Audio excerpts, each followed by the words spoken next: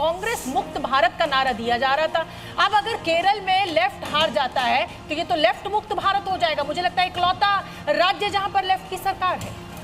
देखिए, केरल में अगर वामपंथी गठबंधन हारता है तो वो जाहिर सी बात है बहुत बड़ा झटका पूरे वामपंथी आंदोलन को हिंदुस्तान में होगा। लेकिन वो झटके खाता रहा है जब से सोवियत यूनियन का कोलैप्स हुआ है, तब से वामपंथी आंदोलन हिंदुस्तान में झटके खाता रहा है। नहीं, मैंने जो नारा दिया है लेफ्ट मुक्त भारत, लेफ्ट मुक्त भारत इसलिए नहीं कहा जा सकता है इसे कि एक राज्य में अगर कोई सरकार हार जाती है तो उसकी ओबिचुरी, कम से कम मेरी जो जर्नलिज्म की ट्रेनिंग है, और राज्य में लेफ्ट की सरकार आपको दिख रही है? सरकार ने मैं पूरा सेंटेंस कर लूं कि अगर कहीं किसी राज्य में कोई भी पार्टी हार जाती है, इसकी ओबिचुरी नहीं लिखी जानी चाहिए।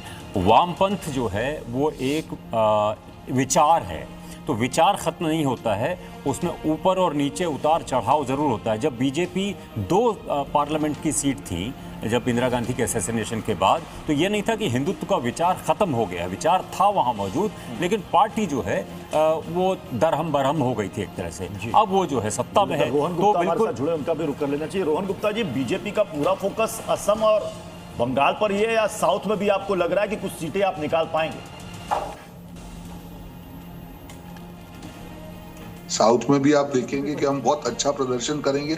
मैंने अभी जैसे एग्जांपल थोड़ी देर पहले दिया, जो लोकल बॉडी इलेक्शन में भी हमने बहुत अच्छा प्रदर्शन किया, क्योंकि भाजपा के लिए सिर्फ चुनाव के तरीके से हम नहीं लड़ते। जैसे अभी बात की वरिष्ठ पत्रकार ने कि एक विचारधारा की बात है, और विचारधारा की जब बात आती है तो उत्तर हो, दक्षिण हो, पूरब हो, पश्चिम हो, हम सबको मिलकर उस विचारधारा को आगे बढ़ाना चाहिए। क्योंकि भाजपा की जो विचारधारा है वो देशभक्ति की, वो देश के विकास की विचारधारा है। उसमें मुझे नहीं लगता है कि किसी भी देशवासी को आपत्ति हो। और जब तक ये विचारधारा देश के कोने कोने तक, राज्य तक, व्यक्तिगत नहीं पहुंचेगी, तब भाजपा के कार्यकर्ता तब तक शांत नहीं बैठेंगे और अपनी विचारधारा को आगे बढ़ाते जाएंगे। ठीक है रोहन जी। हाँ बिल्कुल, मैं अजीत जी आपके पास में आना चाहूँगा कि SIR को लेकर के काफ़ी, बंगाल को लेकर के बातें होती हैं, घुसपैठ को लेकर बातें होती हैं।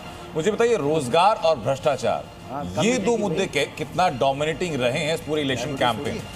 देखिए, रोजगार और भ्रष्टाचार हमेशा से मुद्दे रहे हैं, लेकिन मैं महाराष्ट्र की बात करता हूँ, मैं हरियाणा की बात करता हूँ। मुद्दे होते हैं, लेकिन ये मुद्दे जो है वो रिफ्लेक्ट नहीं करते हैं वोटिंग पैटर्न में।